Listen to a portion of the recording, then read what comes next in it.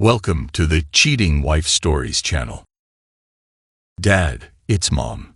Pete smiled as he took the phone from his daughter. He had a pretty good idea of what this conversation was going to be about, but it was his first conversation with his wife that morning, so he was looking forward to it. He heard his wife, Joan, say, "Hey baby, can my sweet teddy bear oversee a dozen teenagers today? I'd like to think I can handle this. Eva and the girls have been planning this for a couple of weeks, so all I have to do is follow their instructions. She and her friends are 19 or 20, so it isn't like I'm trying to shepherd a bunch of toddlers." She asked, "Did you get the pool all set up the way she wanted it?" He replied, Yes. In the lounge chairs, in the bar, in the grill. The food is prepped. I did all that while you've been gone. Next year, you get to play chaperone." "Huh. Don't tell me you haven't been looking forward to this. There will be a dozen teenagers in bikinis around you all afternoon. I'm willing to bet by the time I get home, you'll be all ready for me. Well, don't forget one of those is our daughter, and 2 more of them are like surrogate daughters. I don't need to be around a dozen bikini-clad teenagers to be ready for you. I'm ready for you all the time, every day. I know you are, and I like that." He asked, "Did you have a good trip?" She replied, "We did. It was a good learning conference." Joan worked for a mid-sized investment firm in a Nashville, Tennessee suburb. She was a senior investment advisor and had worked there for nearly 6 years. "That's great, sweetie. Have a safe trip back from San Jose." "Thanks. I'll see you later this afternoon. Love you, Joan." "Love you, Pete." Eva rolled her eyes at her dad, though truthfully, she was happy that her parents still loved each other as much as they did. She hoped she would be as in love with her spouse after 25 years of marriage. Pete was in his own mind for a moment too. Teddy bear. He had been lover until the kids were born. Then he was daddy until their oldest went to college. He's been her teddy bear ever since. He didn't mind it too much. She certainly liked snuggling next to him, and she told him that she loved sleeping with and then next to her teddy bear. So who was he to complain? He and his daughter, and her 2 best friends, had been busy for a couple of days getting everything ready for the party. It was only 2 weeks before she and her friends' college classes started, junior year for most of them. Eva wanted a big party before most of them drove off to other parts of the Southeast. She was starting her junior year studying medicine at Vanderbilt University, which is about 20 miles north of her parents' house in Franklin, Tennessee. She lived with her longtime best friends in an on-campus apartment. She was a very cute girl, and like her mother, was about 5'6", and curvy. Lily and Carrie, the above-mentioned best friends, spent the night, and had been helping that morning also. Lily was a tall, slender, and very attractive African-American, with very pretty light pecan brown-colored skin and wonderfully long, curly hair. At 5'10", she was a good inch taller than Pete, for which she teased him mercilessly. He didn't mind. He loved her and loved having her around. She was like a sister to Eva, and another daughter to him. She and his daughter had been as thick as thieves since 3rd grade. She was on a track and field scholarship at Vanderbilt, which paid for a portion of her tuition. She ran the 800-meter, 1500-meter, and the mile. When she was younger, she would run some with Pete. But as she got older, he told her he couldn't run with her anymore because he was holding her back. She missed running with him. She was a very smart young lady and was majoring in math and computer science. Carrie, Eva's other best friend, was the first friend Eva made on her first day of elementary school. Carrie had dropped her sandwich that their housekeeper had made for her, and Eva gave her half of hers because her parents had always taught her to help others. When Lily came along, they became their version of the 3 Musketeers because they were nearly inseparable. Carrie only made a 1300 on her SATs, but with her parents' money and old money connections, she still got into Vanderbilt. They teased her that she could have scored a 600 and she still would have been admitted. As a prank in high school, rather than being voted most likely to succeed or some other useless award, she was voted most likely to buy an island. She was a little blonde doll with a cute figure on her tiny 5'2" frame. They were a good group like three sisters, and Pete loved having the three of them there with him. Under the backyard pavilion and outdoor kitchen, attached to the side of the 2-story pool house, all of which was mostly built by Pete over the years, they had the table ready to serve lunch, and the rest of their friends should be showing up any minute. It was a gorgeous August day, and the lounge chairs were set up. The pool was clean, and Pete had mowed and manicured the yard. Eva seemed to have inherited her mother's organizing and event planning abilities, and she had kept her father moving the last 2 days. She was his little girl, and she bragged on him when she had the chance. He tended to be more bashful than boastful, and was very assured of his capabilities, but not braggadocious about them. She guessed building and running his small consulting firm would do that for some men, not that what other men did mattered to her. She knew the fathers of most of the girls coming over, and if there were a vote amongst them as to who had the best dad, hers would likely get a majority of first-place votes. After helping serve a lavish spread of food and non-alcoholic drinks, Pete said, "Okay, ladies, I'm going back inside. Let me know if you need anything." Lily asked, "Are you sure you don't want to stay out here and eat with us?" "Thanks, Lily. This is for all of you to enjoy. I'm good." This afternoon was for them, girls only. He had kept himself busy in his office, out of which he could see the pavilion and a portion of the pool. Once the girls had started taking off their cover-ups and clothes to reveal their swimsuits, he moved around to the den to watch the Braves lose another game, because he didn't want to appear to be a creeper. He had been watching for about 20 minutes when he heard a commotion out by the pool. Standing to investigate, he saw a large young man grabbing Carrie's wrist and trying to pull her away from her friends who had surrounded the two of them and were yelling for him to stop. Pete ran outside, and as he approached the group, he yelled, "Hey, the hole. Let her go." The big guy, probably around 6'3", saw Pete and smirked, not even bothering to slow as he dragged a resisting Carrie towards the exit. Little Carrie didn't even weigh 115 pounds, and he was probably twice her weight. As Pete got closer, a hole pushed Lily out of the way, and as she stumbled, Pete tried to catch her, but with her tall frame, she bumped into his nose, hard. For a second, he saw stars, but then recovered, and he ran to get between Carrie, the intruder, and the gate leading towards the driveway. "Let me go, Ricky," yelled Carrie. "Girls, get back." All the other girls moved away from the three people involved in the altercation, but they didn't go far. Some had their phones out filming. "I said, let her go, a hole," yelled Pete.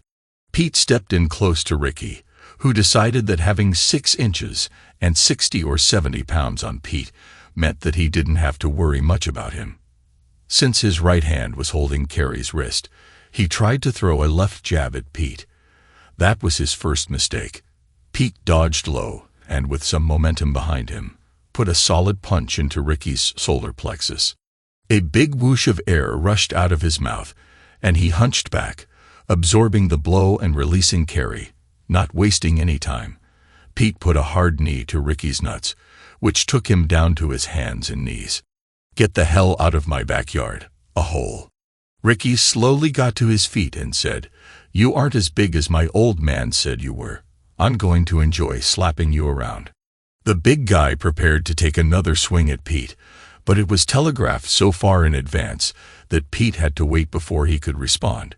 It was clear this guy didn't have any training, thankfully. As Pete ducked under the big roundhouse right hook, he put his right foot behind a hole's right leg and shoved as hard as he could.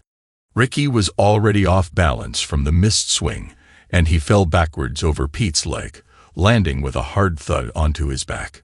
When Pete said, "Just leave. I don't want to have to hurt you," several of the young ladies giggled at the shorter man threatening the outmatched giant. Those giggles weren't helping. As Ricky climbed to his feet, he said, "You move pretty good for a teddy bear, but my dad calls you a little teddy bear." Pete was wondering where he got his information. How would he know about? Ricky came for him again, But now Pete was getting pissed. He knew he needed to end this before he lost his temper and his self-control.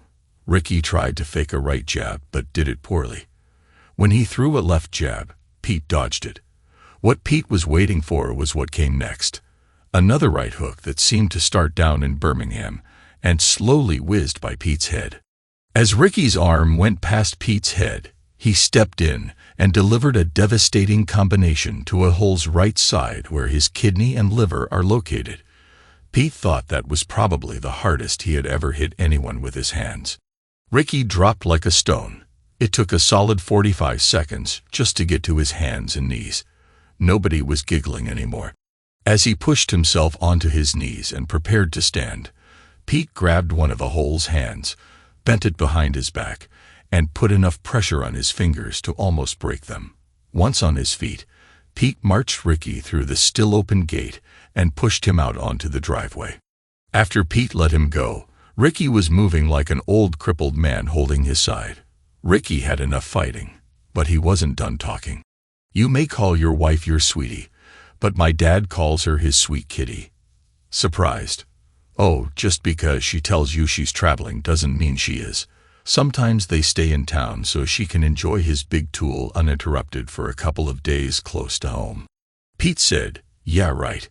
If you want to keep talking smack about my wife, we can step back into the backyard. Keep yapping, a hole. Anyway, I wouldn't believe you even if you said you had proof. Now that you're embarrassed, all you have is lies." "Oh, we'll see about that. I'll believe it when I see it in my hand." And Pete pointed to his hand. "Even then, you'll probably have someone fake it." Ricky just smirked at Pete. Looking around, Ricky found Carrie's Mercedes and banged the hood of her SUV hard enough with his fist to dent it. It was then that Pete finally noticed the sounds from all the other girls yelling and gesturing at the young man. He had been so focused a few moments ago that he didn't hear them. Ricky slumped into his BMW and left. When Pete turned around, he saw several young ladies making very unladylike gestures towards Ricky and several cell phones filming the activities. Pete said, "Come on, ladies, the show is over. Back inside. Also, please do not share that video with anyone yet. Let's talk about it for a few minutes first, okay?" He heard Eva say, "Daddy, your nose is bleeding." In the next instant, Lily was barking orders to everyone to make room for Pete on a chaise lounge chair under one of the umbrellas. "Eva, go get him a clean shirt. Carrie, go get him a bag of ice." She got him sitting down and began pulling his shirt off to hold against his nose. The remaining 10 girls all got a really good look at this very fit and lean man in his late 40s. They never would have expected what they just witnessed. At that moment, Pete had nearly a dozen bikini-clad nurses ever so willing to help him. Though with Lily running things, that was unlikely to happen.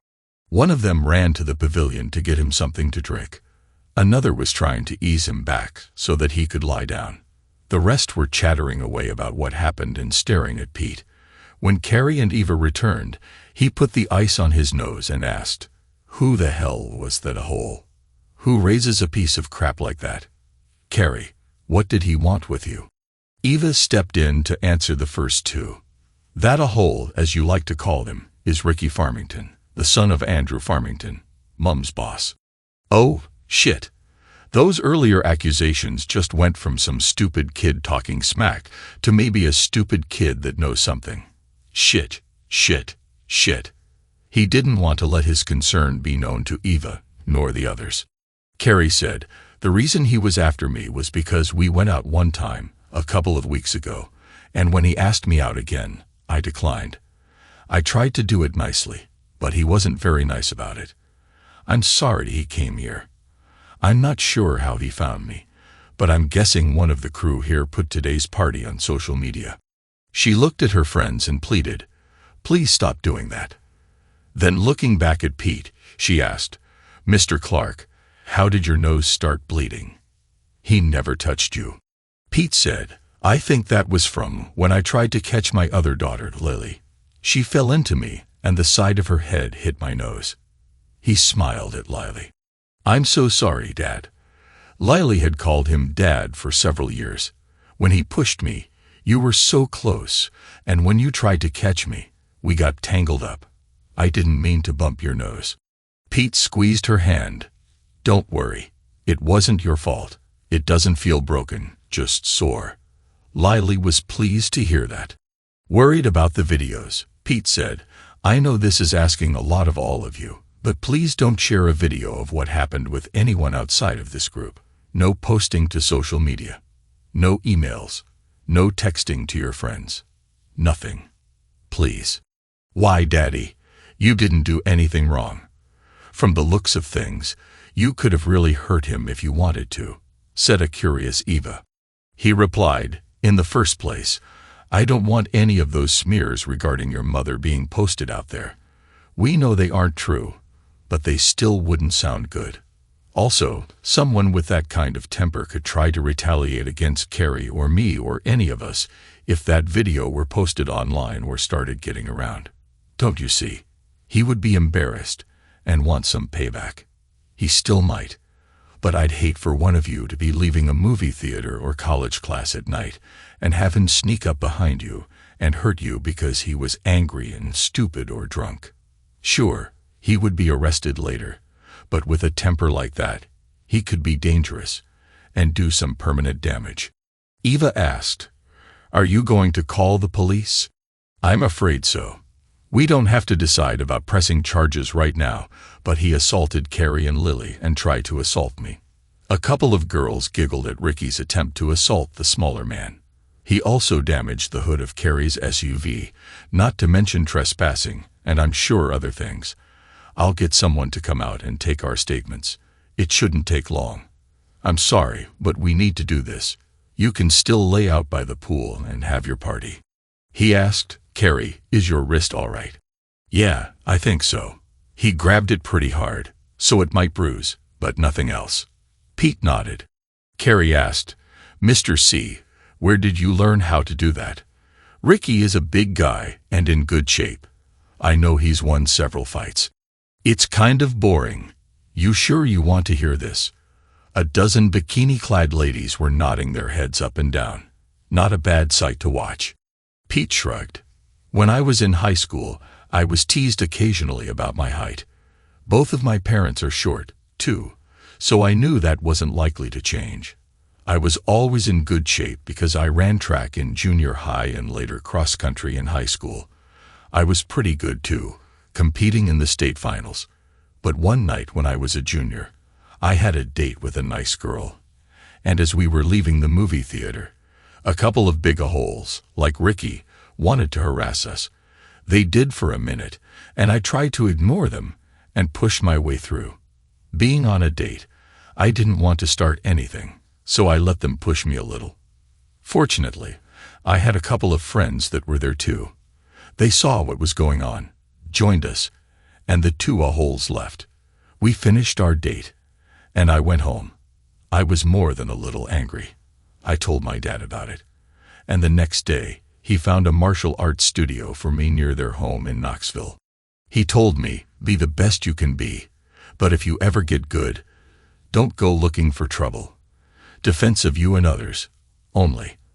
I promised, and I took 2 lessons every week until I went to college at Georgia Tech. While in college in Atlanta, I found a studio that taught several other disciplines including Silat, a close combat style, as well as judo and jiu-jitsu.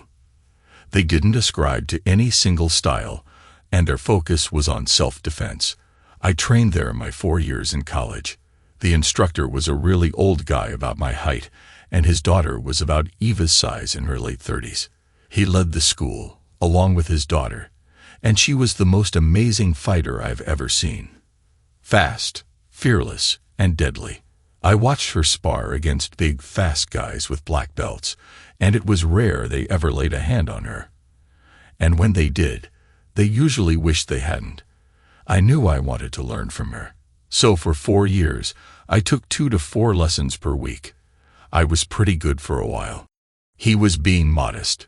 When I married Joan, we still lived in Atlanta, but I cut back to 1 lesson per week. The entire time we've been married, she's never seen me in a match. She knows I practice in our basement gym. But that's it. Eva, when you started college a couple of years ago, I found a local studio and began studying again. I'm not as good as I was, but I do okay. Eva said, Daddy, I never knew. You didn't need to, sweet pea. Do you remember when we took you and Dunny to Paris when he was in 9th, and you were in 7th grade? She nodded. Do you remember that night we drove out to that Moroccan restaurant in the shady-looking section of the city? She nodded again. I told your mother that I didn't want to go there, because I thought it wasn't a safe place to go at night. Of course, she disagreed. The discussion was a little heated after a while, but I finally relented, like I usually do. It was a great restaurant. I enjoyed it. But do you remember what happened on our way back to the car? Eva answered. Those two guys, a tall one and a short one, came up behind us and yelled at us to stop. You gave Mom the car keys and told her to take us to the car, start it, and begin honking once we were inside. That's right. While the three of you got away, I was planning to stop them or slow them down. If I wasn't there right away, I knew she would call the police, though I wondered how long it would have taken for them to show up in that part of town. After you guys left, the tall one pulled out a knife and said, Money. I doubt he spoke much English besides that. I held my hands up like I didn't want any trouble, but eventually he got close enough that I had to take him on. I kept him between me and the short guy. Pretty quickly, I took his knife from him and put it into the side of his knee. I'm surprised you guys didn't hear the scream he let out. When the short guy pulled his own knife, I hit him, and his knife fell away from us. Well, the tall guy screaming aroused the curiosity of several of their friends, who started running towards us. At this point, I started running towards the car, hoping you guys were in it. I felt in control with the first two guys, but with 6 or 7 more coming my way, I thought discretion was the better part of valor. So it was time for me to leave. I sprinted towards the car, and when I heard the horn, I made a beeline for it. Your mother had pulled onto the street and was ready to go. I hopped into the front seat and told her to punch it. Since she and I have been married, that is the only other time I faced anything like that before today. That was a little fib. What he didn't tell them was that one time after Donnie and Eva were born, just before they moved to Nashville, he and Joan were out dancing one night when they still lived in Atlanta, and one of her former boyfriends from college, Bobby Taylor, then an Atlanta Falcons football player, approached them. Joan didn't think anything about it, but when he asked Joan to dance and she accepted, Pete was fuming. They only danced a few minutes, but later when Pete saw him go into the restroom, he followed. In the restroom, the jock, a wide receiver who was about the same height as Ricky, smirked at Pete and started making some comments about how he missed Joan and maybe they would dance a little more that evening. Pete wasn't in the mood. As the old flame was about to try and push Pete out of the way to leave the restroom, Pete put him on the floor. Hard.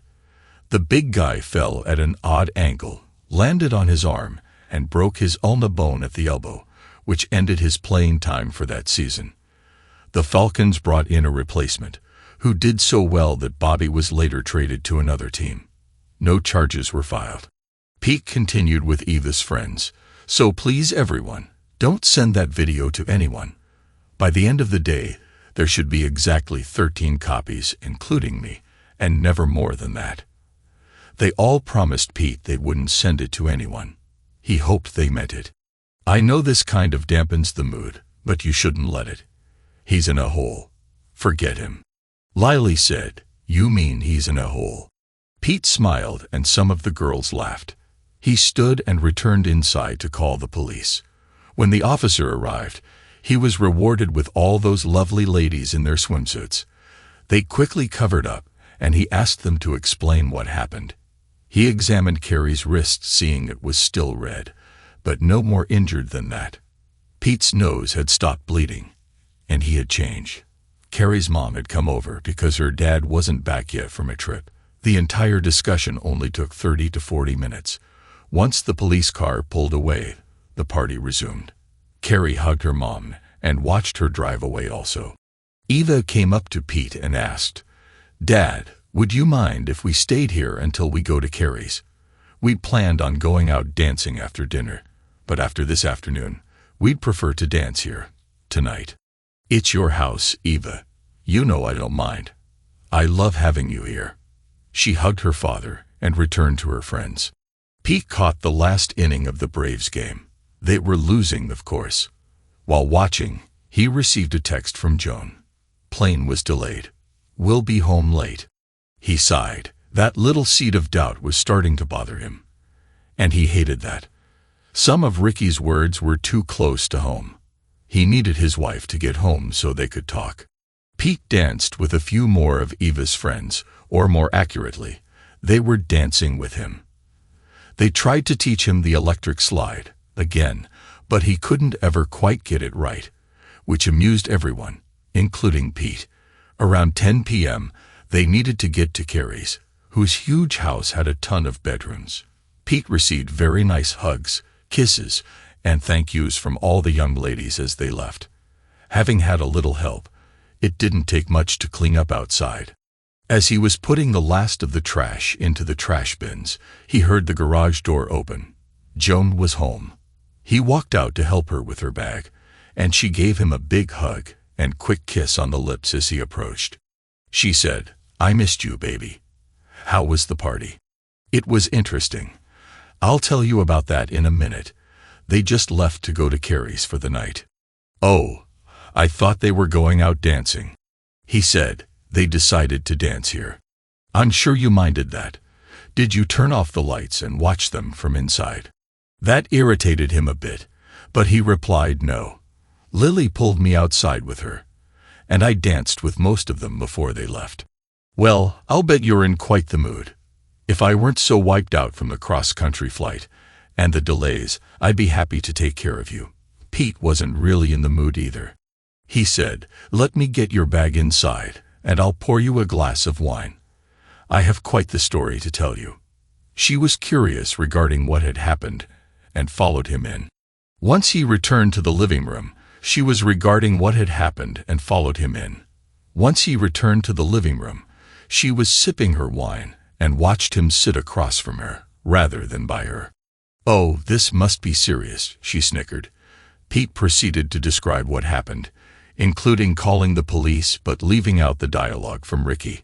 She was shocked that someone could be so brazen as to just barge into their backyard and attack Sweet Carrie. Then Pete revealed the name of the assailant. "His name is Ricky. Ricky Farmington. Andrew's Ricky." Shock, then disbelief crossed Joan's face. "No way. I cannot believe he would do that. There must be some mistake." Pete said, clearly, Andrew forgot to teach him a few things. Then he thought to himself, like manners, respect, how to fight, and when to keep his big trap shut. Joan thought for a second. "Wait a minute. Ricky's huge. You mean to tell me that you took him out of the backyard, like trash?" She giggled for a moment. Then she giggled some more. And then she started laughing. "What?" She said, "You're making this up, right? My husband, all 165 pounds of you, beat up that tank. He looks like he's almost twice your size. Okay, what's the joke?" Pete was not as amused. She could see his disappointed expression and said, "Oh, come on, Pete. I'm not trying to hurt your feelings, but be realistic here." Pete stood and said, "Good night, Joan. Don't pout, sweetie. I don't mean that badly." How else could he take it? "I'll be there as soon as I finish this glass." She was shocked when he replied, "Don't bother." While Joan went into the kitchen to put her glass in the sink, she called to him, but he didn't reply. When she got upstairs to their bedroom, he wasn't there. He was in a guest room. She asked, "Pete, what are you doing in here? I missed you and was planning on snuggling with my teddy bear tonight." Teddy bear. Now he wondered about the origin of her using that pet name. Was it a term of endearment or derision? He could blow up over her use of the term right then, but he was emotionally exhausted and wanted a fresh mind to think things through in the morning. He said, Well, then I guess we'll both be disappointed. Then he closed the door and locked it. After a few minutes of knocking and pleading, she finally left and went to their bedroom. Confused at the turn of events, her husband must be losing his mind, she thought. She considered texting her daughter to find out more, but it was late, and she would see her in the morning. Besides, no way could her husband do what he said. It wasn't possible. The next morning, Pete knew she would sleep late after the long flight, and being on West Coast time for a couple of days. He wondered if she even went on a trip, which irritated him because now he was questioning everything. He snuck into their bedroom and retrieved some clothes for running in later, changed for his run, and ate a small breakfast. When he heard her beginning to stir, he went for a long run. 7 miles, and just under 53 minutes later, he returned. When he walked in the door, Joan did not look happy. "Mister, we need to talk. I don't think you gave me the whole story last night." He ignored her and went to the shower. She was following, but once in the bathroom, he locked the door behind him. She beat on the door, but he continued with his shower and shave. Once dressed and feeling refreshed, he prepared to face his wife. He went downstairs to go into his home office. She was already waiting for him. "Andrew called me this morning. I'm not sure I got the entire story last night. Ricky had blood in his pee and had to go to the emergency room late yesterday. Couldn't happen to a nicer guy."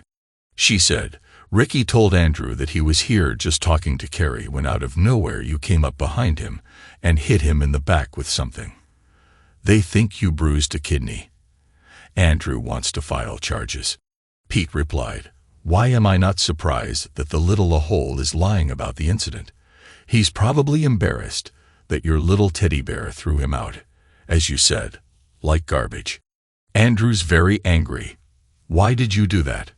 Why did you attack him?" "The reason I attacked that poor boy was because he was attacking Carrie. You know, the Carrie that we love like our own daughter and have for over a decade. No, the Carrie that we love like our own daughter and have for over a decade. The Carrie that we took with us and Eva and Lily to Spain for 2 weeks to celebrate Eva's and their high school graduation. That same Carrie was being dragged out of our backyard by that disrespectful piece of crap, and I put a stop to it. Are you saying that you believe their story and not your husband? Do you believe I sucker punched him?" Joan said, "I'm sorry, Pete. No way could you do that face to face." Pete wanted to throw in her face how in the hell did that stupid kid know the things he knew.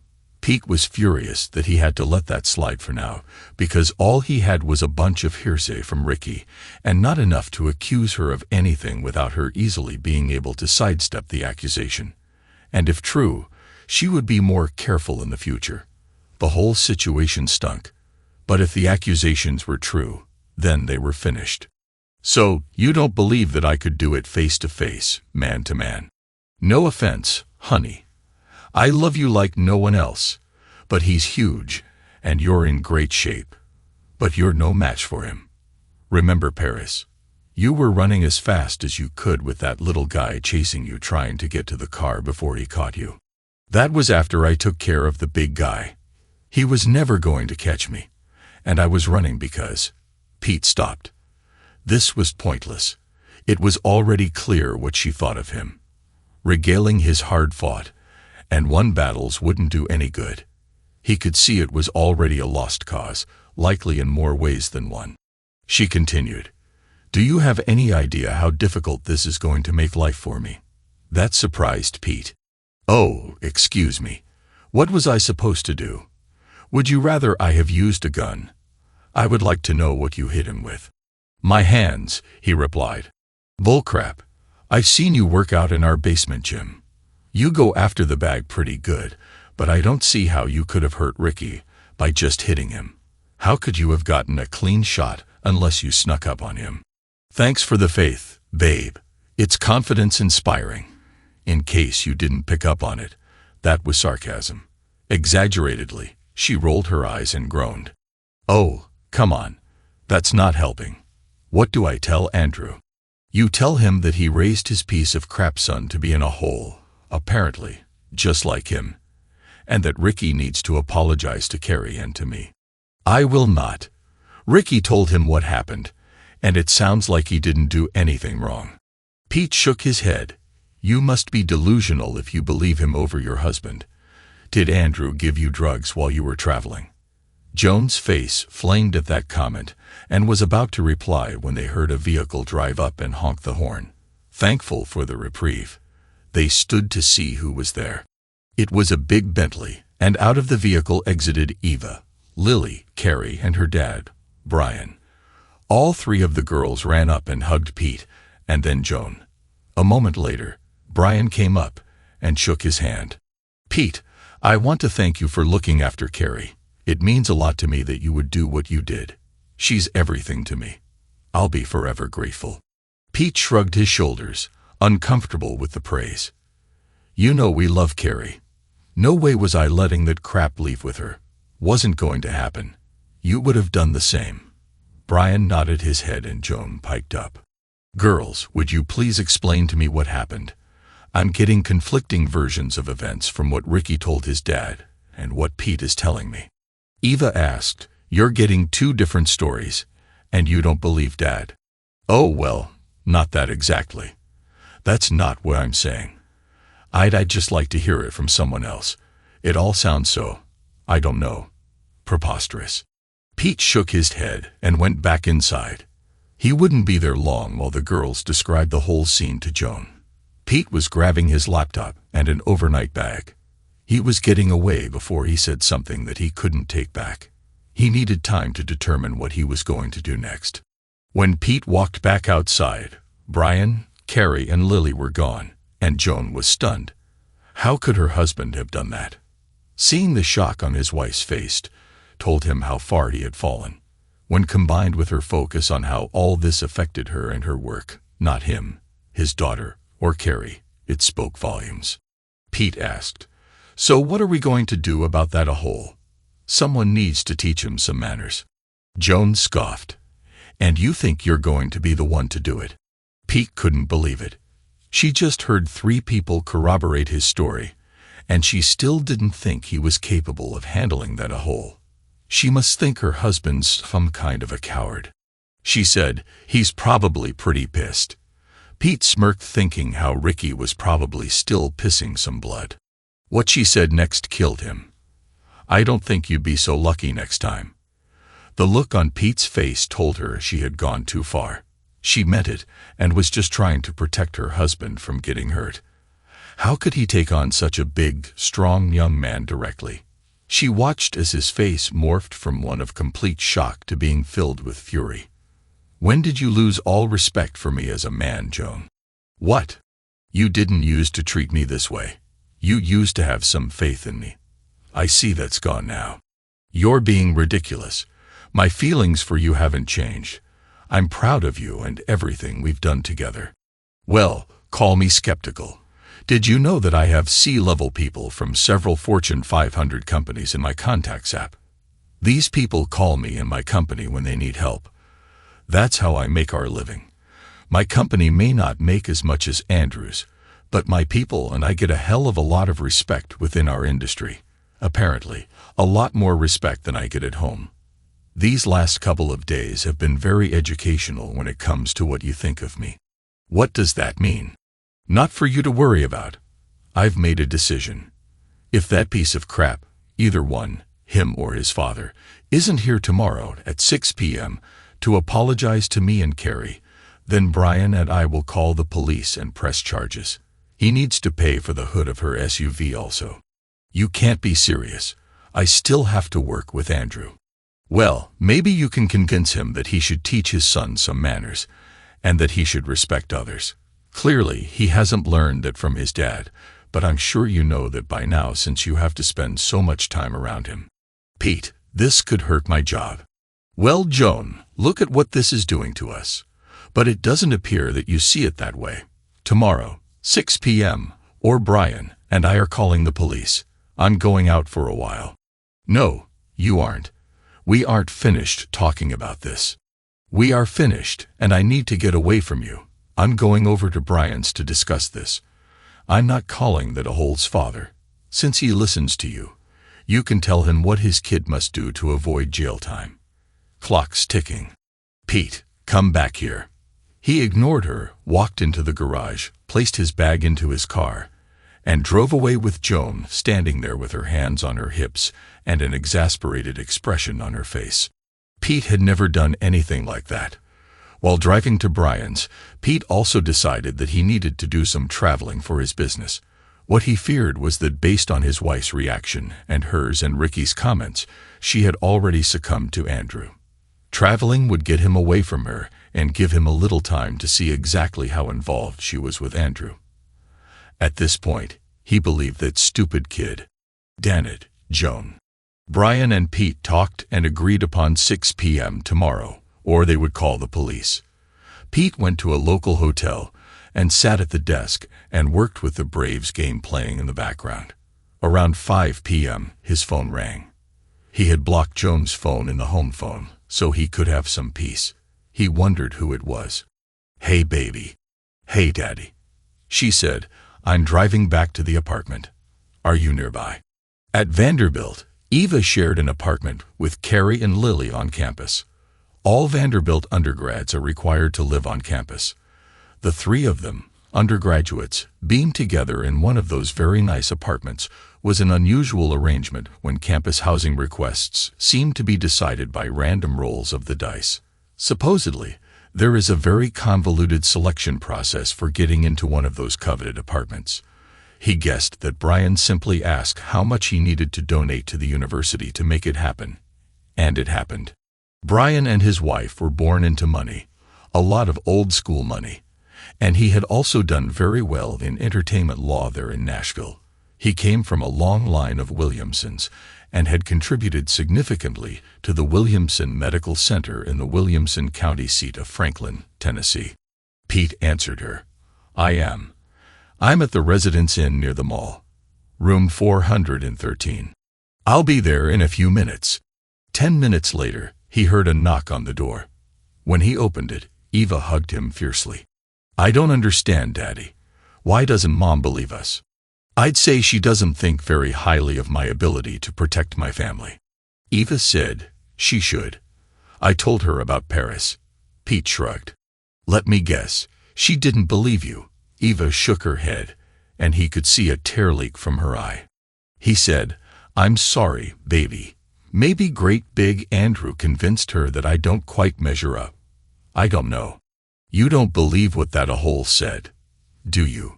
For the second time, what he wanted to say was that he thought the reason that Joan had lost all respect for him as a man was because she was likely screwing someone a lot bigger than he was. He wanted to tell his daughter that it appeared that her mother was a 304, but he didn't say that. He said, no, he was just talking smack. Pete hated lying to his daughter, but he didn't want her thinking those things about her mother. It may turn out that they are true, and while things didn't look good, it was just speculation for the moment. "Don't worry, sweetie. Everything is going to be fine. You'll see." She replied, "I want to believe you, Daddy, but I'm worried." "Don't be. We'll be okay." She wondered if he meant her and him, or their family.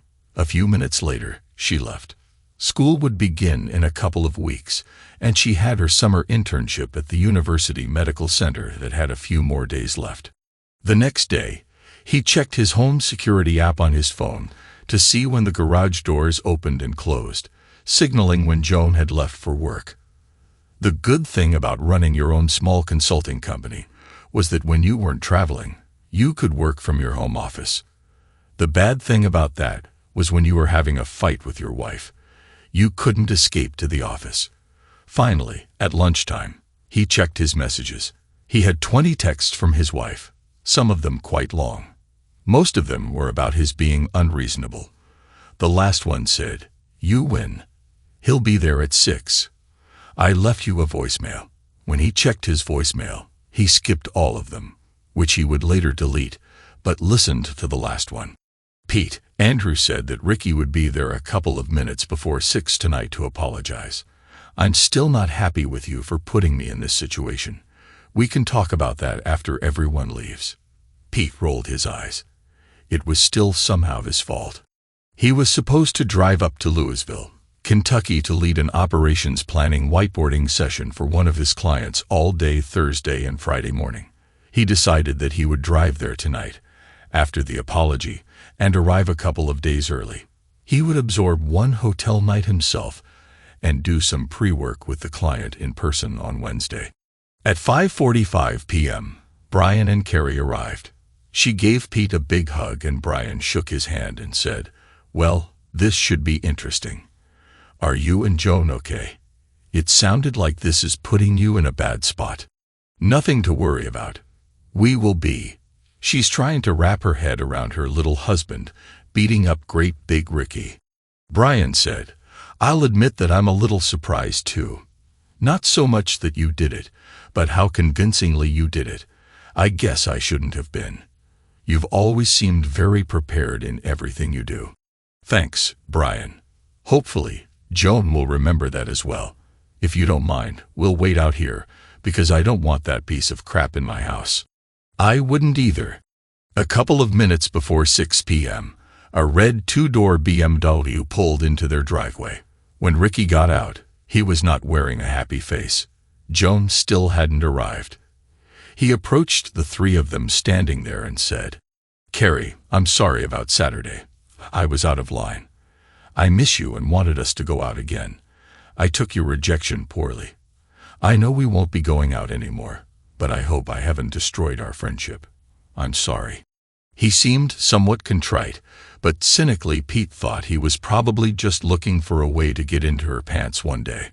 Carrie said, "I don't know if we'll ever be friends again, Ricky, but I'll try to be polite and at least friendly. That's the best I can do right now." "I understand." Ricky turned to Brian. "Mr. Williamson, I'm sorry about what I did to Carrie and her SUV. Just send us the bill and we'll take care of it." The words, "I'm sorry," may have come out of his mouth, but he didn't seem very sorry. Brian just nodded. When Ricky looked at Pete, the contriteness was gone. "Mr. Clark, I apologize for interrupting the party and barging onto your property. I shouldn't have done that." "Okay, Ricky, thank you. I think we're done here." Before Ricky turned to walk back to his car, he had a smirk on his face that they all could see. When he reached the car door, he looked at Pete and mouthed the word kitty. Pete opened his hand and pointed to it like he did Saturday, meaning he'd believe him when he saw the evidence. Ricky grinned and got in his car. Brian said, "Well, his apology to Carrie seemed sincere, but ours, not so much. What did he say to you before he drove off?" Pete shook his head. "Nothing important. We had a discussion as he was leaving the other day. He was bringing it up to try and provoke me again. Carrie wanted to say something, but she felt terrible that she had ever agreed to go out with him in the first place. Talk about a poor decision." Brian said, "Well, if you need any help with him, just let me know. I can have a team of lawyers on him and his father with one phone call. I might even find a deputy or two that could shadow him for a couple of weekends. That could prove entertaining." He smiled at the thought. "Thanks, Brian. Let's hold off on that for now. I've got a few other problems I need to resolve first." Brian nodded. After dropping Eva at home yesterday, Carrie told her parents all the nasty things that Ricky had said about Joan. They had known Joan for years. None of them thought he was telling the truth. At least, they hoped so. Brian and Pete shook hands. Carrie gave him a goodbye hug, and they drove away. Pete opened the garage and drove off after they left. As he was pulling out of his driveway, Joan's car was approaching. Pete didn't even bother to wave as he pointed his car north towards Louisville. He would use the time to figure out what he was going to do regarding getting some evidence, one way or another. What he needed most of all was to get away.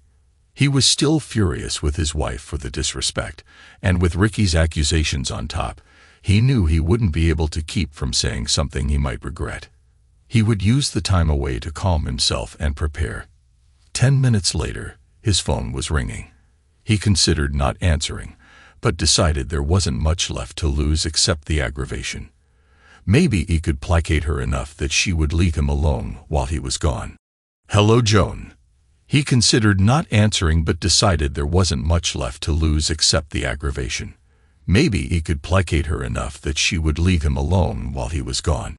"Hello, Joan." "Pete, I hope you are only going to the store and coming right back." "No. My client needed me to come to Louisville a couple of days early. I'll be there until after I have lunch with them on Friday. I should be home in time to eat dinner with you after that." Then he decided to get in a little dig. "Well, that assumes you won't be traveling with Andrew this weekend." She was surprised by the comment. "What? No. You know I only travel every 6 to 8 weeks. Why would you say that?" "It's nothing. Had you been there on Saturday, you would have seen the whole thing. I'm still a little upset over your taking Ricky's side." "I know you are, and I'm sorry. Andrew isn't very happy either, but that is understood." "Did Ricky show up and apologize?" Pete said.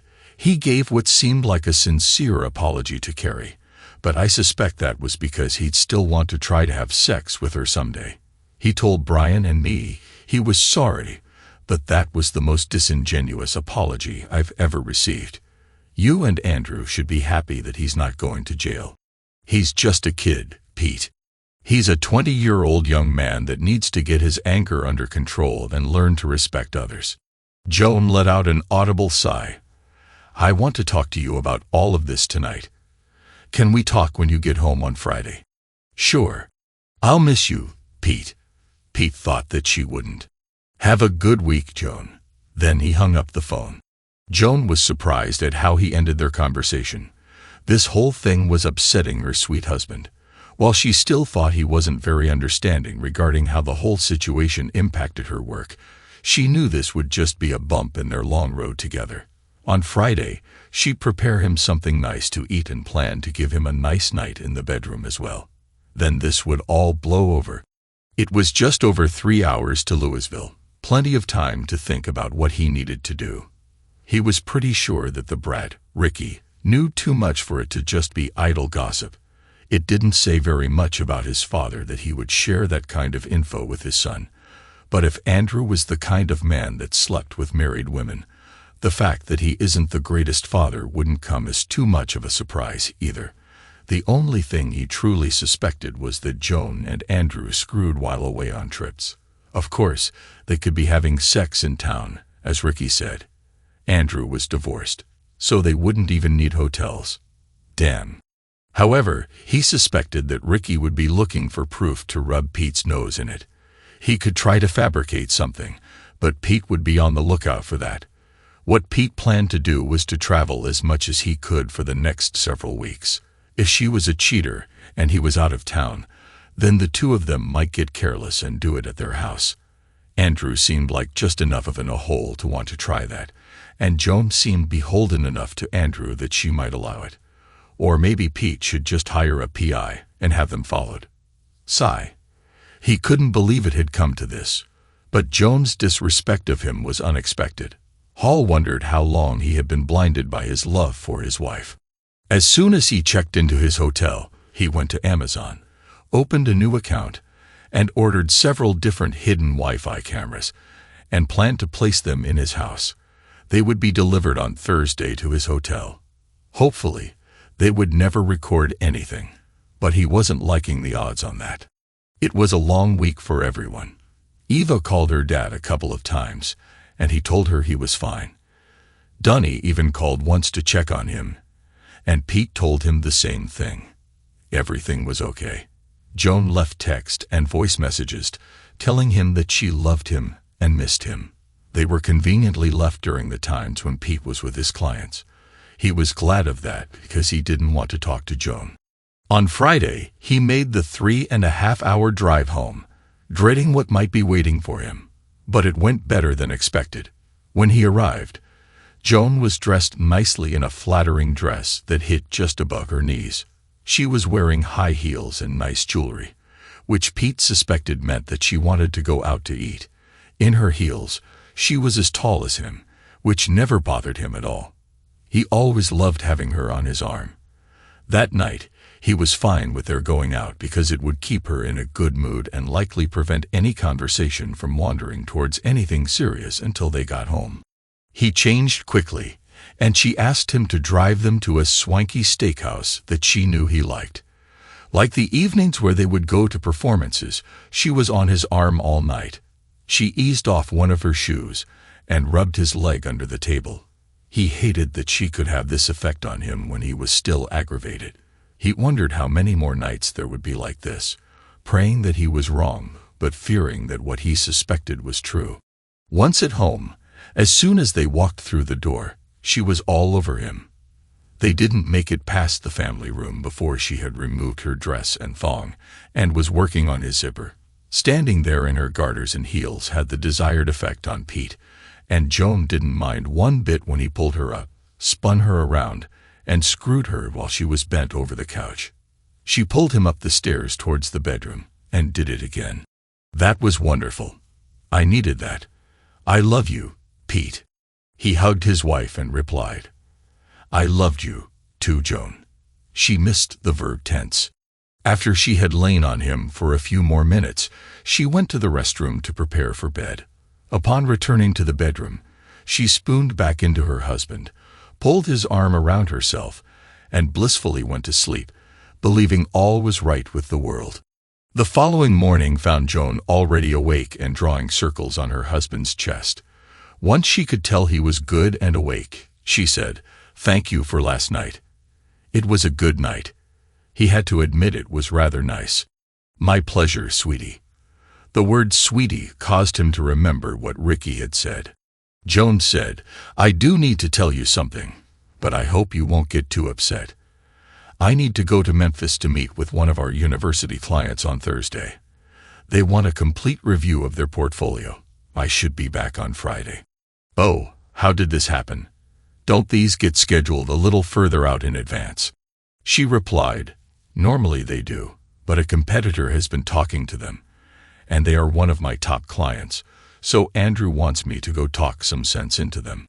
Oh, so you are going alone this time? I am. They've been with me a long time, so it should be okay. He was quietly thinking for a minute. She asked him, Are you okay? He said, Yeah, I'm in a similar situation. I have to travel next weekend and all the following week. General Dynamics VP of Supply Chain over their Gulfstream division wants me to attend a supply chain at conference with him in Orlando. Then I'll be with them at their Savannah factory the rest of the week. She sat up at that revelation, causing herself to become uncovered, which looked amazing as her jugs were still jiggling once she was sitting, not caring much about anything else anymore. Pete reacted by pulling her to him so he could begin to kiss. Pete had always loved her figure because she still was and always had been very curvy, with full jugs and bum to match. Joan wanted to know more about what was an unusual trip for him. Slow, morning sex followed by a good shower had been rare for them over the last several years, and they both enjoyed it immensely. She hated that they didn't do it more often, but she knew that was partially her fault. Pete hated feeling like it was all about to come to a painful end. Sitting over breakfast, she didn't want to ask, but she did anyway. Pete, we didn't talk about last weekend. Are we okay? I hope you know how much I love you. We need to find a way past this, because I have long-term plans for you and for us. He smiled at her and squeezed her hand. I'd like that too, Joan. Though he didn't think it was going to happen, he had to give her credit. She tried all weekend and early the following week to love him, not only with sex, as much as she had in many, many years. He did his best to reciprocate, but he honestly felt like the end was quickly coming. Over the weekend, he installed a small GPS tracker on her car to map out where she went. He took all the Amazon shipments that had been hiding in the trunk of his car and put them into place. He replaced smoke detectors, books on bookshelves, and wall receptacles with devices containing hidden Wi-Fi cameras and microphones. He added a couple of outdoor cameras to his security system. His house was now completely covered for video and sound, and rather than feeling prepared, he felt terrible. On Thursday morning, Joan kissed him goodbye, and he asked, Will you drive your car to Memphis or grab a rental? I'll take mine. Don't worry, the company will reimburse the mileage, and I'll be safer driving my car. Okay, be careful. I will, baby. Love you. Love you too. It didn't take long to get confirmation of what he feared. A few hours later, when she should have been either at their Brentwood office or on I-40 driving to Memphis, the GPS on her car was showing at Andrew's house. His marriage was officially over. Pete needed to burn off some steam, so he went to his dojo to spar with whoever was there and then worked out. He wanted to stay sharp because if he ever got the chance, he'd make Andrew pay physically. So much for self-defense only. Thanks again, Joan. Joan did him the courtesy of texting him later in the day, saying she had made it safely to Memphis. The GPS still showed her car at Andrew's house. He prepared for his fake trip to Orlando and decided he would call tomorrow to find a PI to tail his wife. He didn't need to bother. Early Friday morning, an email was delivered to his business email address with the subject, "For the kitty bear." In the message it said, "I found your email on your website. I've been working on my dad, and he told me that before long, I'll be screwing her too."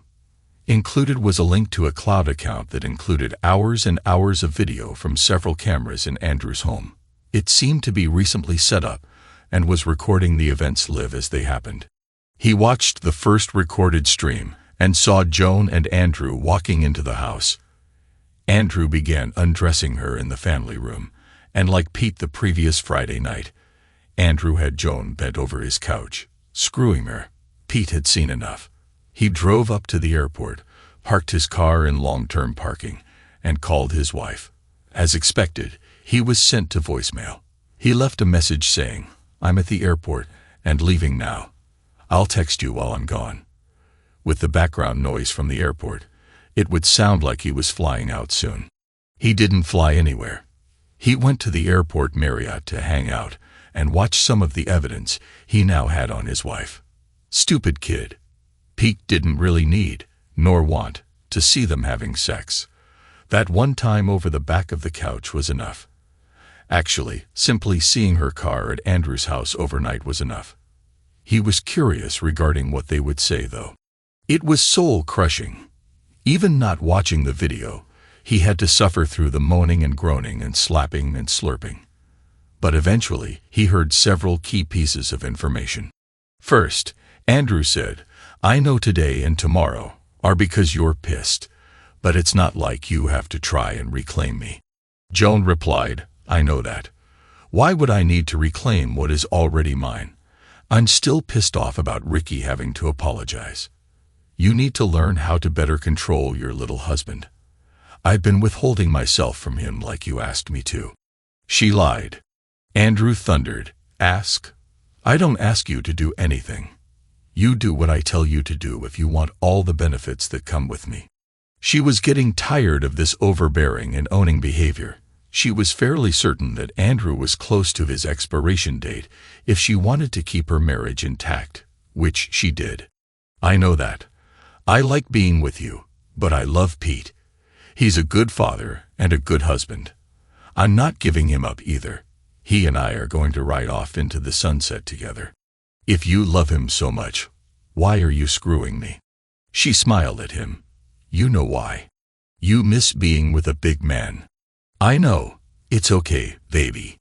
"No, it's not your big tool, though I'm not complaining. He's a fine lover. It's just that I don't know. Sometimes I like being with someone who I can still look up to when I'm wearing my heels.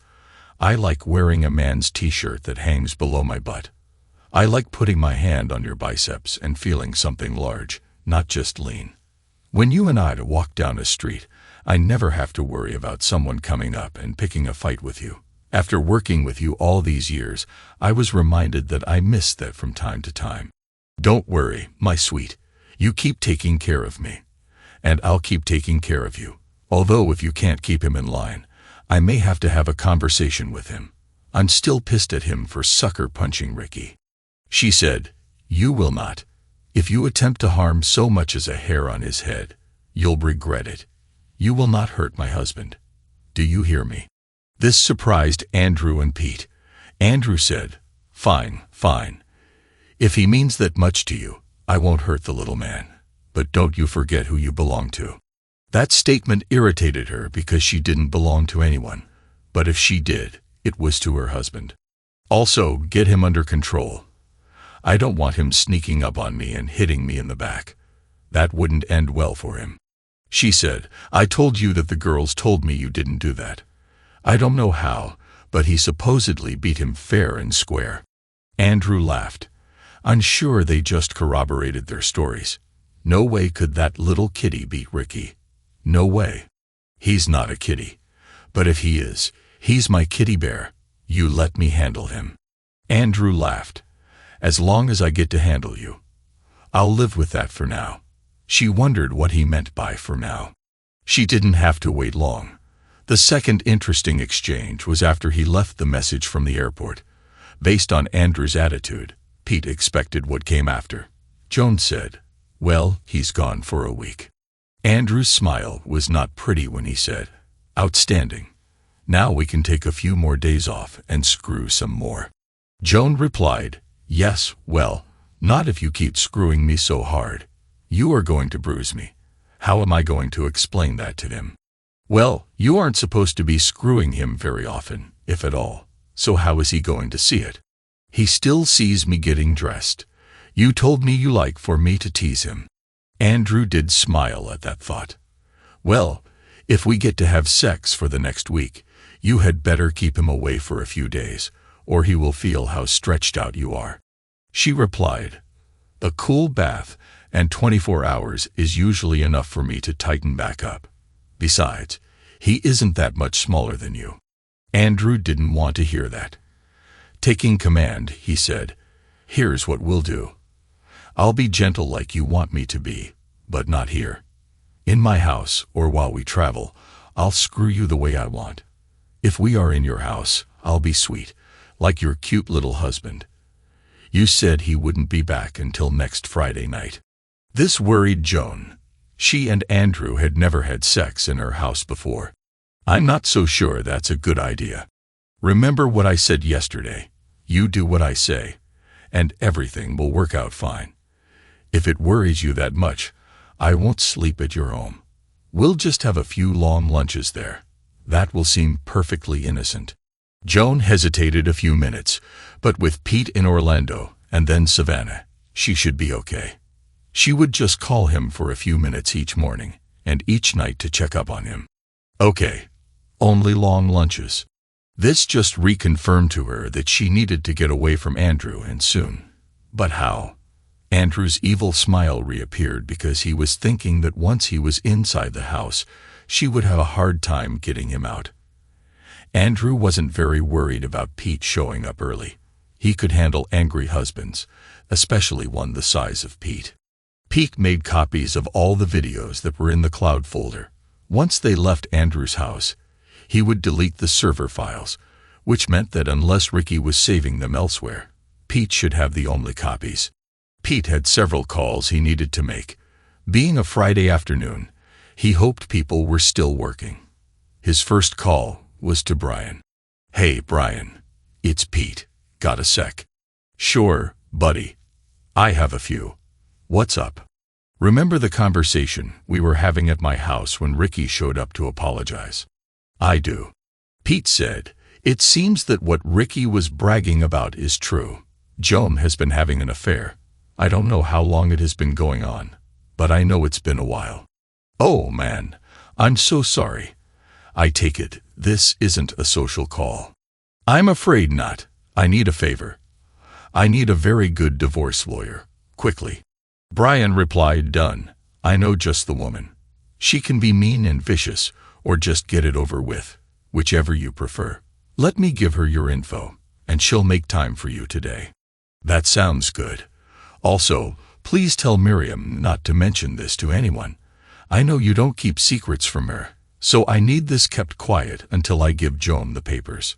Probably next week." "Sure, Pete. I'm sorry for both of you. We've always liked you and Joan." Pete said, "Thanks, Brian. I'm sorry too. I owe you." "No, you don't.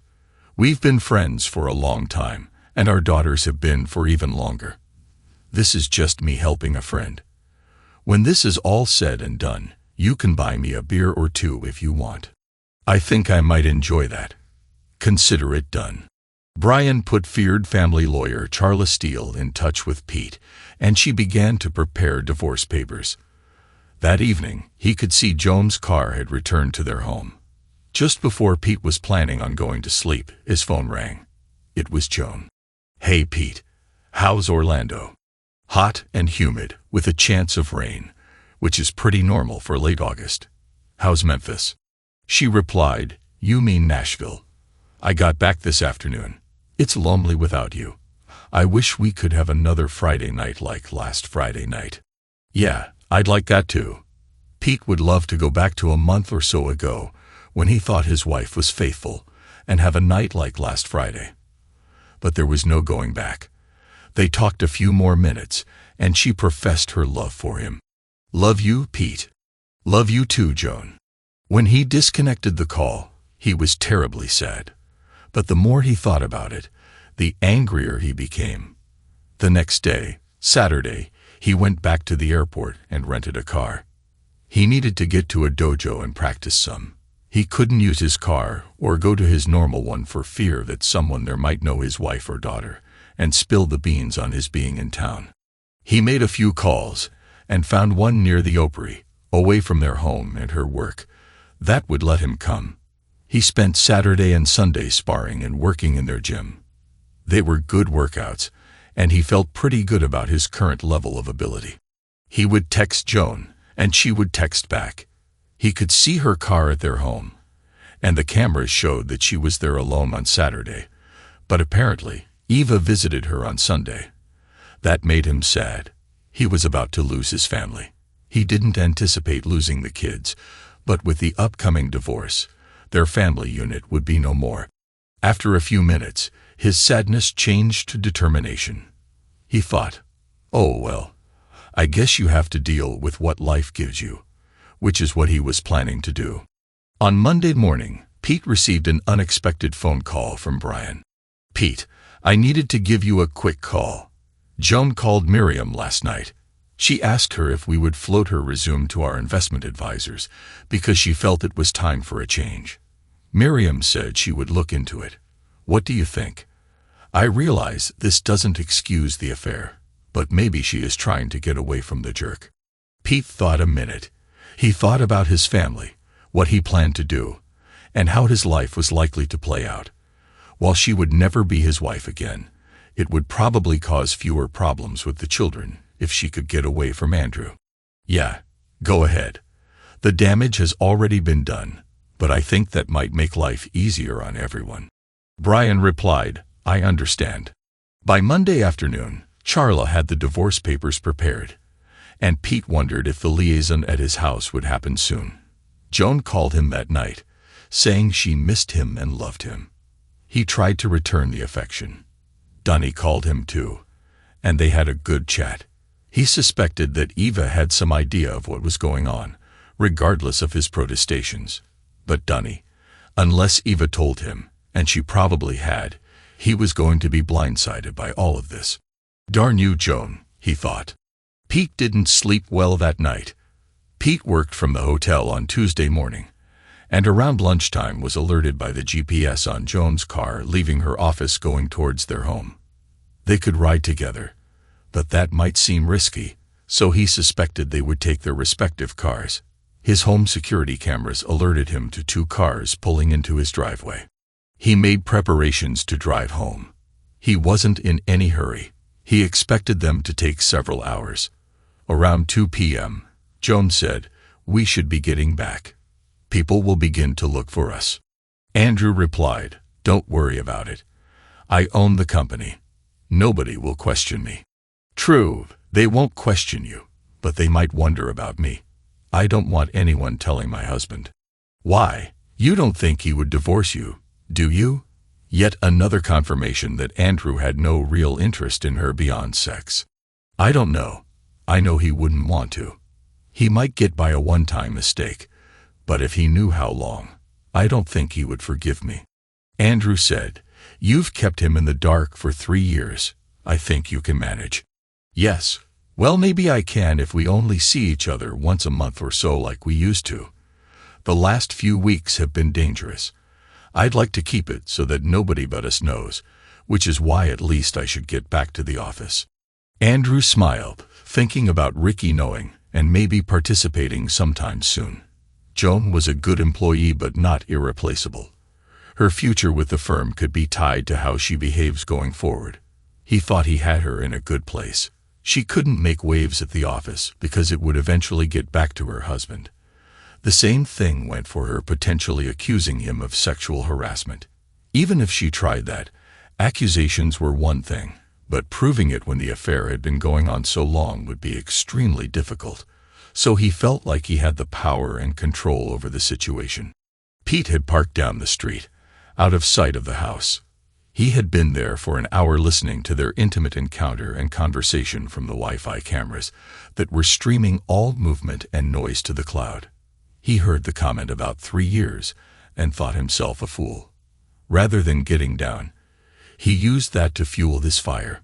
He checked his home security system on his phone app to make sure no alarms were set and that there would be no chimes when he opened the back door. He snuck in and quietly climbed the stairs. Once at the landing, he heard Joan pleading, "Come on, Andrew, I need to get back to the office." Pete stepped into their bedroom and said, "That means get the heck out." Joan was stunned to see her husband standing there. She pulled the sheet to cover herself and exclaimed, "Pete, I thought you were in Savannah. This isn't what it looks like." Pete leaned against the doorframe and replied, "Now, Joan, normally you are a fairly intelligent woman, but that has to be the stupidest thing to ever come out of your mouth. Well, except for that dipstick." He could see his wife's face and neck flame red at that comment. "Good," he said. "At least you have some shame." Andrew said, Well. The little man decided to come and see how a full-sized man takes care of your wife. Don't worry. She says she only loves you, but we both know that she loves sleeping with me." "Shut up, Andrew." "That's not true, Pete," she sobbed out. "I only love you." Pete replied, apparently not enough to stay away from this lard butt. To Andrew, he said, "Well, I seem to recall it was your stupid baby boy on the ground the other day struggling to get up when I beat him with my bare hands. Maybe I should go give him another lesson for your screwing this 304, or would you care to take your best shot at me?" Though deserved, that comment hurt Joan. Pete had never said a cruel thing about her. The other statement surely got Andrew's attention. "I'm going to beat you to death in your own house, in front of your little wife. She wanted a bigger and better man than you, and she got one. Yeah. Get your shorts or pants on and meet me in the backyard. I don't want you naked after I call the ambulance to come and collect you." As Andrew stood to retrieve his pants, Pete started laughing at Andrew, pointing at his manhood. "Joan, you traded me in for that baby carrot. Good God. You can say that you wanted a taller man, but you definitely weren't interested in his being bigger." Actually, Andrew was a little bigger, as Joan described, but no man is ever in a good mood when someone laughs at his tool, and Pete wanted Andrew angry. Pete left the room, not waiting for either of them. Joan was crying even harder now. Seeing Andrew advance after her husband got her moving, though, she had to put a stop to this. She didn't want her husband hurt. She lunged for Andrew, but only managed to scratch the top of his shoulders and back with her fingernails. Surprised by her actions, Andrew instinctively turned and backhanded her hard, which knocked her back against the headboard of the bed, hurting and stunning her to the point of near unconsciousness. Pete was already moving quickly down the stairs, and lucky for Andrew, didn't hear Joan being hit. He didn't want his home destroyed during the upcoming altercation, because Pete had no intention of this ending quickly, nor did he have any intention of vacating his home. Pete inserted a mouthpiece, just in case. Then he sprinted into his backyard, as if he were being chased, in full sight of his new security camera facing the backyard. Andrew wasn't far behind him. Andrew said, "I'm going to enjoy beating on you, Pete. After I'm done, I'm going to bring Joan here and screw her on one of the chairs by the pool so you can watch." Speaking around the mouthpiece, Pete said, "I don't care if you screw her or not. She doesn't matter to me anymore. What I'm doing here is teaching you not to screw married women. I expect it to be a painful lesson for you." In the backyard, Andrew smirked and walked up to Pete, hoping to simply grab him and beat the crap out of him. He thought that his superior reach should be a big help in the fight. As expected, Andrew at least showed a little more experience than Ricky and had his hands up in a typical boxing position. With his shirt off, Pete could see that Andrew had huge arms and shoulders to match his frame. Clearly, he spent some time in the gym, but the flab around his midsection suggested that he spent most of his time on the weights and had very little cardio. Well, except for screwing Joan. That would give the advantage to Pete in a longer fight, and also suggested that his midsection could be soft. As long as Pete could avoid those big meaty fists from getting too close, he should be okay. For the security system's recording, Pete had his hands up as if he didn't want to fight. When he heard Andrew, he wanted to make sure it looked like it was self-defense. He only planned to release the video if Andrew tried to make up a story or file charges. Hopefully, nobody would ever see the video. Andrew rushed at Pete, throwing several jabs and trying to grab him. Pete easily stepped backward, avoiding them. Andrew paused for a moment, and with Pete's hands up, Andrew appeared to again be the aggressor. Pete was just waiting for his moment.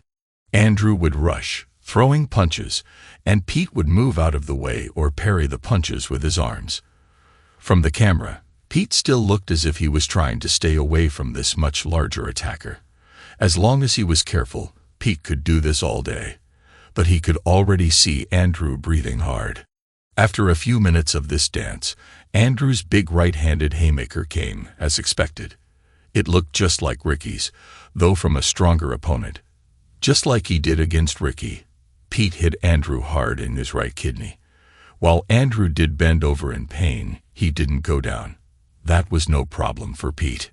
Since Andrew wasn't recovering quickly, Pete jumped up, and when he descended, delivered a vicious elbow down into the kidney area with a loud thunk. Pete was hoping that the 12th rib was fully floating now after that strike. Andrew did go down this time onto his hands and knees. He wasn't trying hard to get up because he couldn't. His side was on fire. How did that little guy hit him so hard? Andrew thought. Pete stood, waiting for Andrew to stand. With this being recorded, he needed Andrew to continue to look like the aggressor, but that was becoming harder to do. Eventually, Andrew stood and put his hands up like he planned to box again, but Pete could tell that he wasn't moving well. Now, Pete was enjoying Andrew throwing punches. With his rib hurting, the jabs weren't very hard. They almost looked more for show. He knew each punch thrown had to be excruciating, especially for someone not used to being hit or in pain. With Andrew moving more slowly, Pete could now return jabs, but each jab was purposefully to the side that was hit earlier or to the kidney area on the opposite side. With each blow, the grimaces turned to anguish on Andrew's face. Andrew realized he wasn't going to win this fight. He hoped he could get close enough to the smaller man to rush him, grab him, and take him down to the ground because he realized he simply wasn't fast enough to hit the speedy guy. Also, his side was killing him, and he was starting to have a hard time breathing. Back in the bedroom, after regaining her wits, Joan threw on a robe to hurry down the stairs. On the way out of the bedroom, she grabbed her phone, calling 911, and saying that her husband and her boss were fighting in her backyard and to send an ambulance. She froze as she went by her husband's home office and quickly ran inside. The next time Andrew tried to rush Pete, it was more of a lumbering attempt, and he was off balance from the pain. Pete tripped him up, and when Andrew landed on his hands and knees, Pete pretended he was the kicker for the Titans. He wound up and got in the crushing groin shot he had wanted. Andrew's reaction was to cry out and curl into a fetal position with his hands trying to protect himself. Too late. Andrew wouldn't be getting up without help, nor was it likely he would be getting back up anytime soon. Pity. Pete said to a moaning Andrew, "Who's the bear now? I'm a freaking Kodiak compared to you. You're lucky I don't drag your butt into the pool and drown you." Pete sat on the ground about 10 feet away, listening to Andrew whimper and moan in pain. Normally, he would have hated to see anyone hurting that badly. He felt nothing for this man, except maybe that a little justice had just been served. He was waiting for either the police or the ambulance to arrive, hoping that Joan had called them. He was surprised that he hadn't seen her. Where was she? What happened next stunned Pete. Joan was running out of the house with a shotgun in her hands and a black eye beginning to show. She was going towards Andrew, pointing the gun, necessitating Pete to jump up and calm the distraught woman. She was yelling, "You will not hurt my husband. I'll kill you. Do you hear me? You will not hurt my husband." Not much chance of that happening. Pete hugged her to him, causing the gun to point down towards the ground, and he gently eased the gun out of her hands and set it on the ground away from them. Several minutes later, when the police officer arrived and approached them, she was still repeating, "You will not hurt my husband. You will not hurt my husband." It seemed she was coming undone. The officer removed the shells from the shotgun and then checked on the injured man. Speaking to dispatch, he heard the ambulance was only a few minutes away. By now, Andrew was coughing up blood, which surprised the officer because the only visible marks on him were on his sides, which were red, and it looked like some early bruising was setting in and some deep scratches on his upper back. He saw the forming black eye on Joan and spoke to her first. "Ma'am, are you okay?" That stopped her murmuring and seemed to rouse her. She replied, He. Then she sobbed for a moment and pointed towards Andrew. "He assaulted me. When my husband showed up, Andrew chased him." Pete was bewildered by the response. Assault? It was purely consensual, he thought.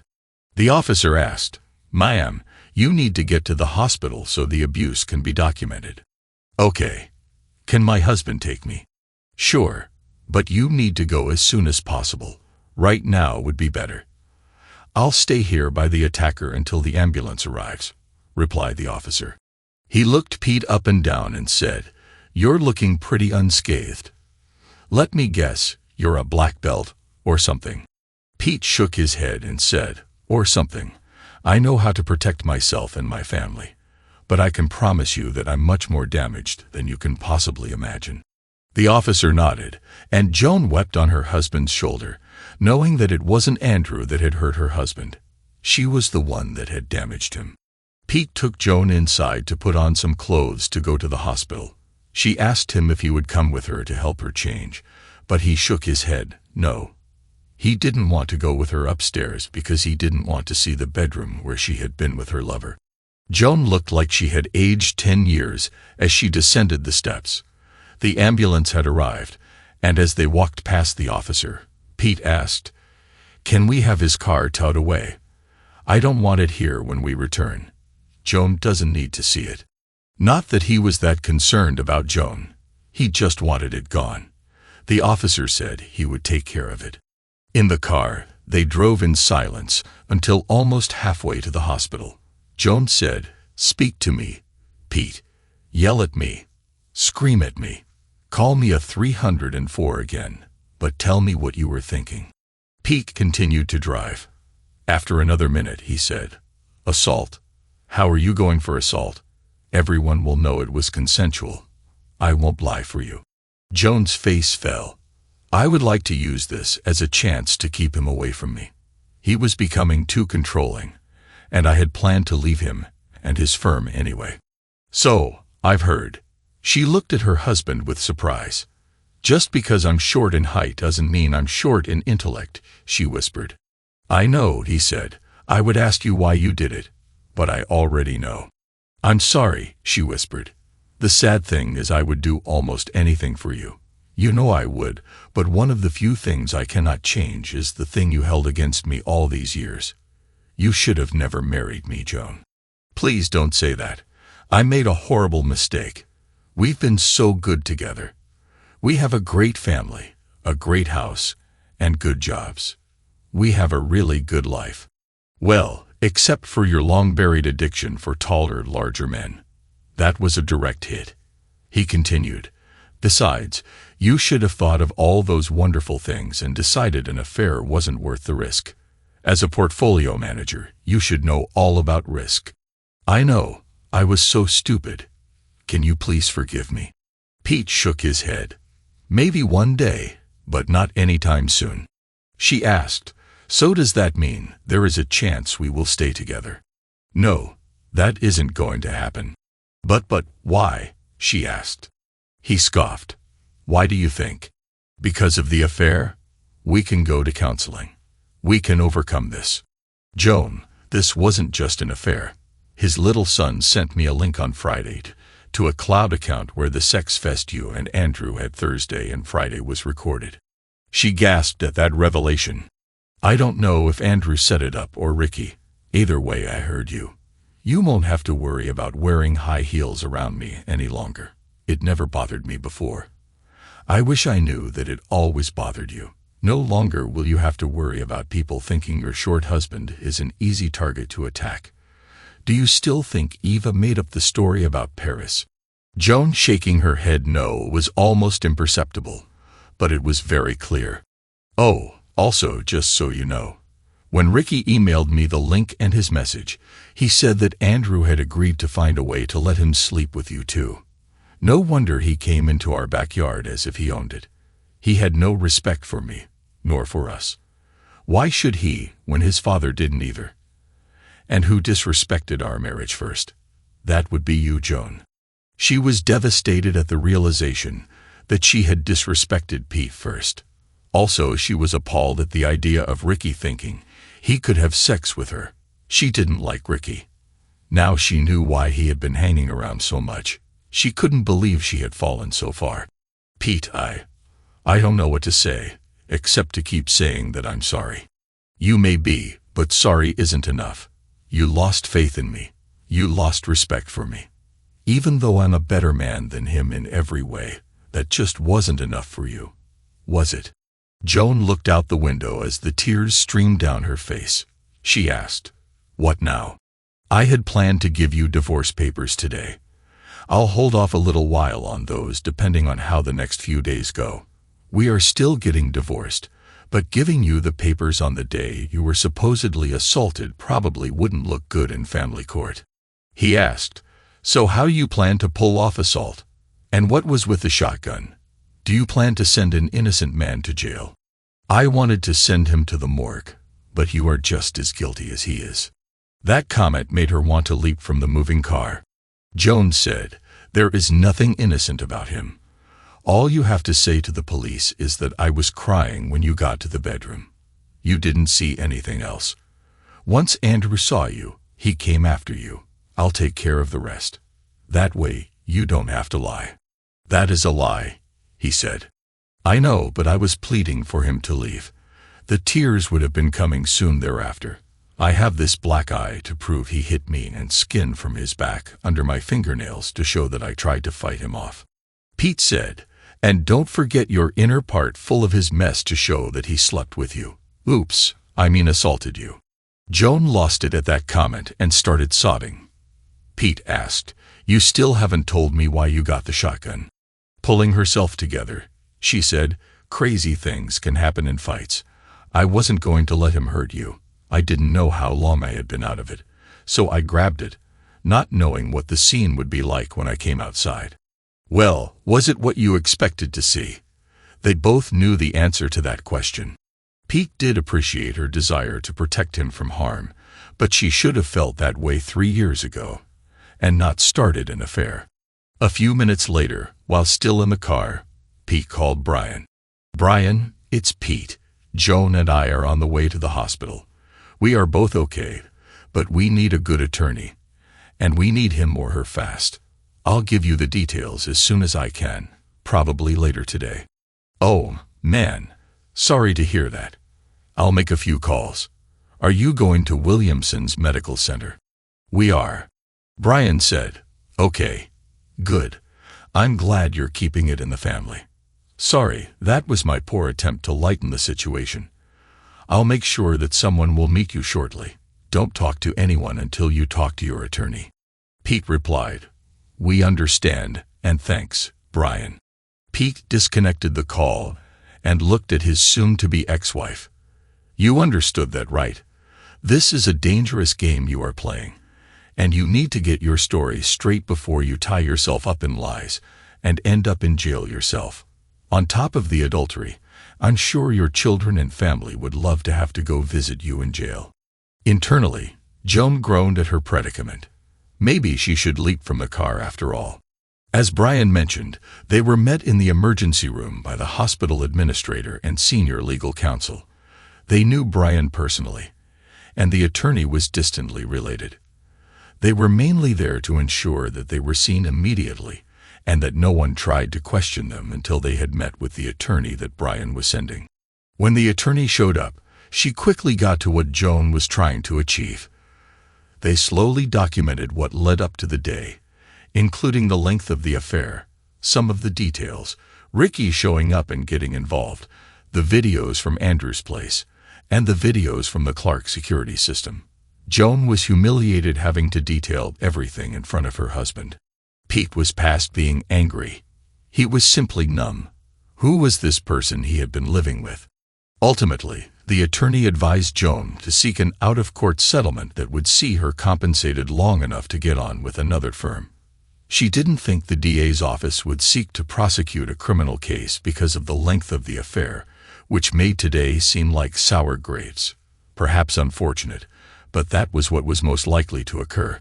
Also, Andrew's side of the story would set up a case and would be hard to get 12 people to convict him. So why would the DA waste the court's time, which would likely only end in a hung jury?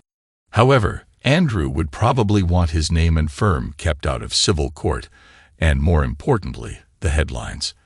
Also, he would probably prefer no mention of the beating he took while at the house of a married woman from her husband. At this point, Pete asked for a couple of minutes with Joan. He said, "I don't care if the settlement is for $10,000 or $10 million. In the divorce papers, I plan to ask for the house, a 50-50 split of all other assets, excluding my consulting business, and no alimony. So you may want to try and get as much as you can." Wait, I want to amend that. You can have the bed. After today, that filthy thing is yours to do with as you wish. That comment told her that she would truly be alone in pursuing the matter. She was certain that her husband was going to leave her. She knew it was her fault, but facing this by herself was almost overwhelming. She said, "You would be willing to fight me for the house?" He replied, "After everything I've learned over the last few weeks, after what I've seen on video the last few days, after what I saw in our bedroom today, and after what I did to your lover a short while ago, you would ask me what I'm willing to do. You may want to think about what I could do, should I be so determined. Imagine what I could do with those videos and who I could send them to. Your laptop backups are on our home server, so I have the contact information for all of your clients and many of the firm's others, and could send them some nice video of their investment advisor, not taking vows seriously, nor showing good judgment. How many of them do you think would want to keep working with you? Go ask your lover how angry I am and what I'm willing to do. Trust me, he got off easy. If the only extra thing I take from the marriage you destroyed is our house, then you will have gotten off easy too." Every time he said the word lover, it was like a red-hot poker placed against her flesh. It wounded her, but what could she say? She couldn't deny it. There were no extenuating circumstances.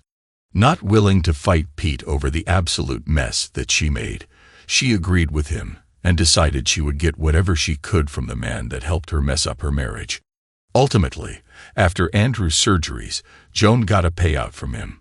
It took several weeks to negotiate and a couple more to get the check. But it was enough that if it took her a couple of years to find work and get back to what she was making, she would survive. Not long after that, she did land a new job with the investment advisors that Brian and Miriam used. It didn't pay quite as well as her old one, but it was with a large multinational firm, so she at least had prospects. She found a condo near her new job and set up a house with 3 bedrooms so the kids could come and stay some. hopefully. She gave away the old bedroom set. She didn't want it either. She did her best to put her mistakes behind her, but the nights were the worst. She vacillated between feeling numbness and heart-wrenching despair. Several times she called Pete and cried before hanging up. She didn't actually say anything. She would probably need to see a therapist and hopefully receive a lot of sympathy or hugs from the kids and a few of her siblings that lived nearby.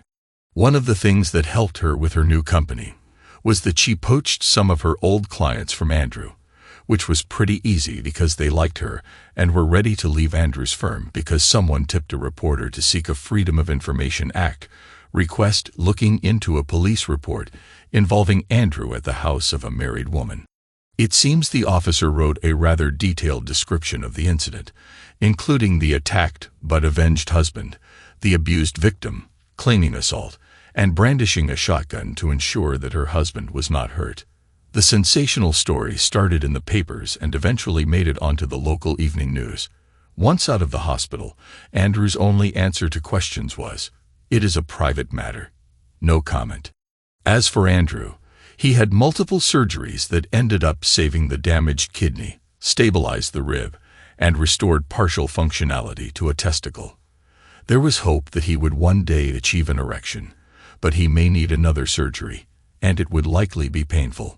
For Pete, it had been the longest few weeks of his life. He tried to stay on the road as much as possible. The next several months and into the Thanksgiving holiday were painful as well. He felt physically ill the day that Joan moved out. The breakup of their family unit was worse than when his grandparents died. Eva was at least partially prepared. With what Ricky said, he had planted that seed of doubt, which grew into the truth. She hated what her mom did. Hated it. How could anyone hurt her father like that? Even with her dad being the innocent party, she knew this was going to hurt him for a while. Her mom would be okay. Eva figured she would find some way to justify her actions, or maybe this would kick some sense into her. She would look after her mom also and try to forgive her. She knew that it would take a long time for their relationship to recover. Eva had prepped Dunny so that he wasn't completely caught off guard. He was livid with his mother. Being in his last semester at Georgia Tech, it was much easier to stay out of the whole mess and duck his mother's phone calls if he wanted to. The whole situation was tough and didn't help the kids with their studies. Even though he got the house and the divorce, with the kids being gone, Pete wondered if he should just sell it. Then the three sisters stepped in to try and cheer him up. Thanks to everyone who took the time to listen to today's stories. If you enjoyed it, please consider liking and subscribing if you haven't already. Feel free to share your thoughts on the events in the comments below. Take care.